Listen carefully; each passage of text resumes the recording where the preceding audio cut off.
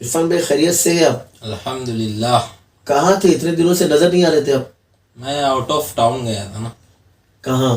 کس کام کے سلسلے میں یا کچھ اور؟ نہیں کام کے سلسلے سے نہیں. میری دوست کی شادی میں گیا میری تھا. شادی؟ آپ شادی کرنے گئے نہیں تھے؟ دوست کی شادی میں گیا تھا. اچھا مطلب شادی کر لی آپ، مجھے بلائے بھی نہیں. تم کو نہیں بلاؤں گا ایسا ہو سکتا ہے کیا؟ انشاءاللہ نہیں محفل کریں گے ہم انشاءاللہ. تم تو مانگتا ہے بھائی. نعت انشاءاللہ. اپنے وہاں پہ ہوئے گی انشاءاللہ. ختم قادریہ بھی پڑھیں گے اپن وہاں پہ. شکریہ. کیسا کلائمیٹ تھا وہاں باہر؟ کلائمیٹ تو بہت زبردست ہے وہاں کا. اتنی ٹھنڈی ہے ہاں. کہ وہ آدمی نہاوے نا. اتنا ٹھنڈا پانی مطلب. اچھا. لیکن مزہ بھی بہت آئی. اچھا. 2 دن میں 3 دن میں بہت مزے بھی کیا. چلیے اچھا ہے ماشاءاللہ. لیکن میں نے وہاں پہ شادی میں ایک بات نوٹس کیا جی کہ جب وہ نکاح کا ٹائم تھا وہاں پہ جی جو بھی ان لوگ کے رشتے دار تھے دولہے کے اور دلہن کے، جی تو لوگ مہر کے معاملے میں کچھ بات کر رہے تھے کہ آپ لوگ کیش دو گے یا ادھار دو گے. جی.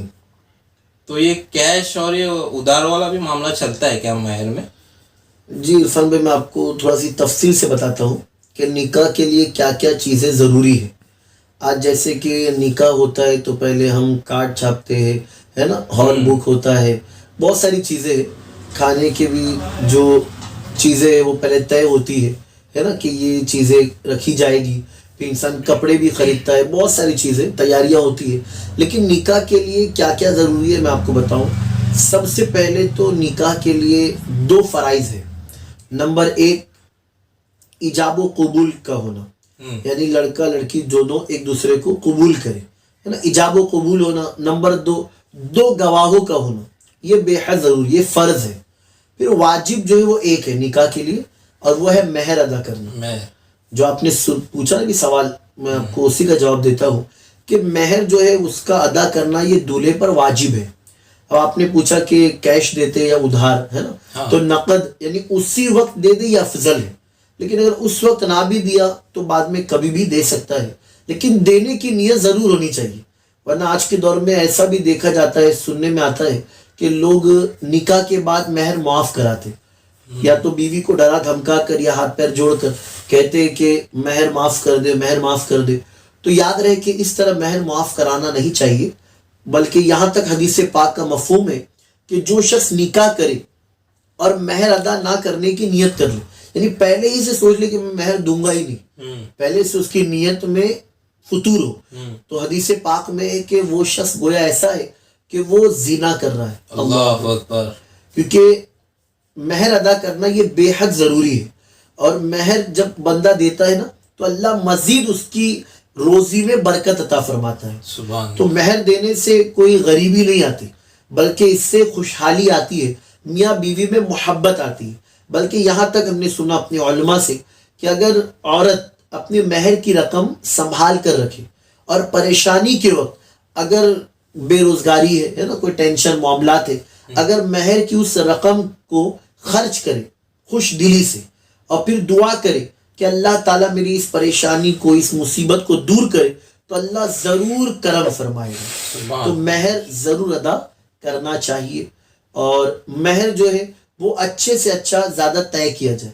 ایسا نہیں کہ آپ نے شادی کا ہال تو بہت اچھا بک کیا، آپ نے کارڈ بھی بھاری والا چھپایا، آپ نے کھانے میں بہت سارے آئٹمس رکھے، آپ نے سب کچھ کیا، لیکن مہر دینے کی باری آئی تو آپ نے 786 طے کر لیا، آپ نے 1000 2000 بہت ہی کم.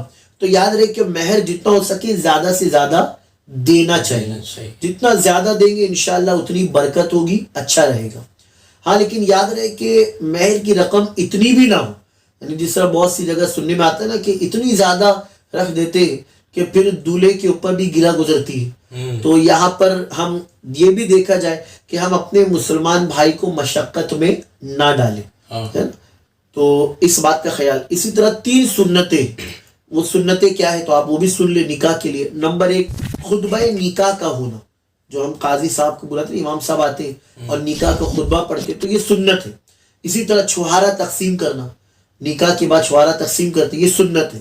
اسی طرح ولیمہ کرنا، یہ بھی سنت مبارکہ ہے.